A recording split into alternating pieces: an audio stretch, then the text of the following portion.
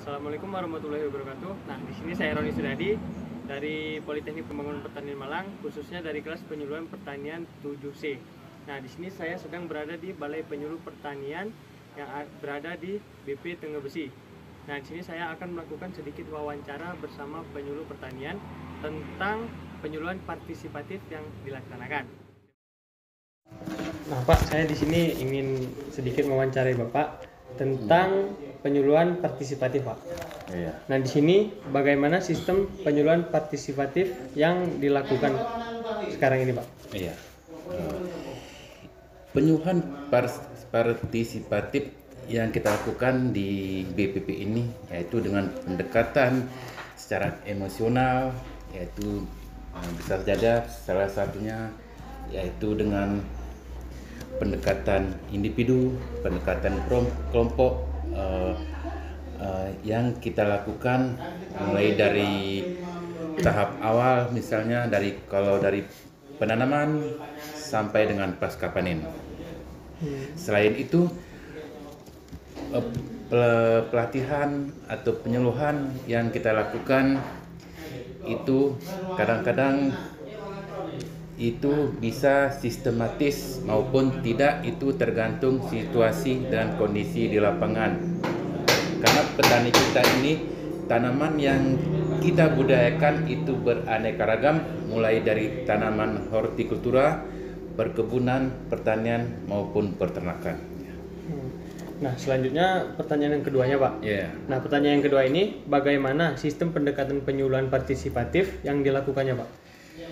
Sistem pendekatannya itu secara emosionalnya, yaitu karena di daerah kita ini kita lihat suku bangsanya bermacam-macam, yaitu jadi kita harus sesuaikan, karena antara satu daerah ataupun satu kelompok tani dengan kelompok lainnya itu berbeda-beda. Kenapa ini kita lakukan berbeda-beda? Agar terjadi interaksi. Kalau sudah ada interaksi, maka itu penyuluhan akan mudah kita lakukan. Nah, selanjutnya pertanyaan yang ketiga, Pak. Nah, seperti apa pendampingan yang dilakukan pada saat penyuluhan partisipatif tadi, Pak?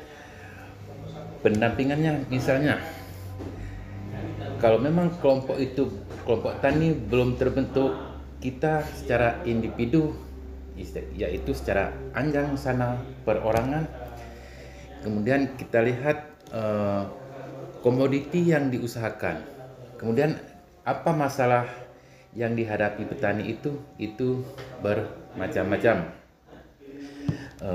Jadi dengan masalah yang dihadapi petani itu, kita harus menyesuaikan materi yang akan kita sampaikan. Misalnya kalau daerah kita ini itu mayoritasnya adalah perkebunan kopi, di samping itu juga ada hortikultura maupun tanaman pangan lainnya. Nah, selanjutnya, Pak, tahapan apa saja dalam penyuluhan partisipatif yang dilakukan tadi, Pak? Ya, pertama kita melakukan perencanaan. Kenapa kita buatkan perencanaan?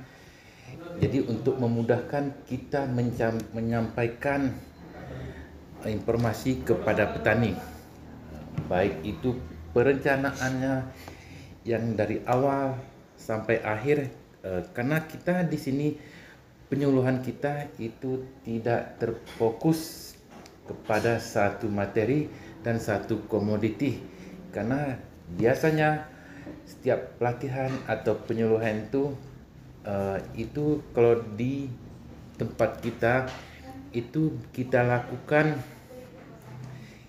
misalnya persiapannya pertama adalah penyiapan tempat, media semai. Jadi kita sesuaikan dengan materinya.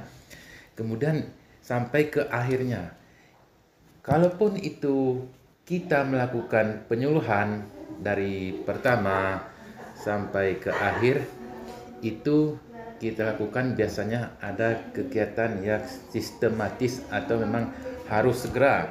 Misalnya itu tentang benih, itu biasanya benih waktunya relatif singkat. Kemudian kalau budidaya itu biasanya sedikit lama apalagi nanti kalau budidaya tanaman perkebunan. Nah, selanjutnya bagaimana perkembangan petani Pak setelah diadakannya penyuluhan partisipatif tersebut?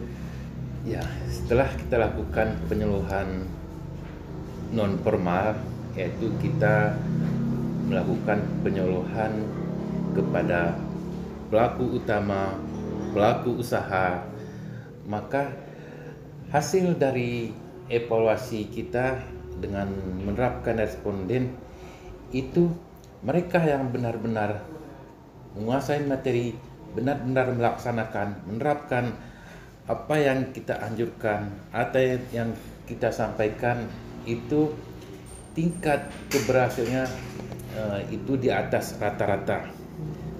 Misalnya kalau produktivitas kopi yang sebelum kita lakukan penyuluhan itu di kisaran 600 kg per hektar biji kering, itu dapat mencapai di kisaran 800-900, bahkan ada beberapa yang di atas 1 ton kilogram per hektar biji keringnya.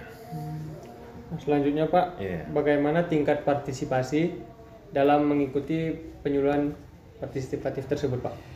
Tingkat partisipasi petani atau pelaku usaha maupun pelaku usaha itu kalau kita melakukan penyuluhan tidak sesuai dengan kondisi setempat atau kita memberikan pelatihan yang tidak sesuai dengan komoditasnya, kemudian keadaan tanaman itu kurang baik atau kurang relatif rendah lah.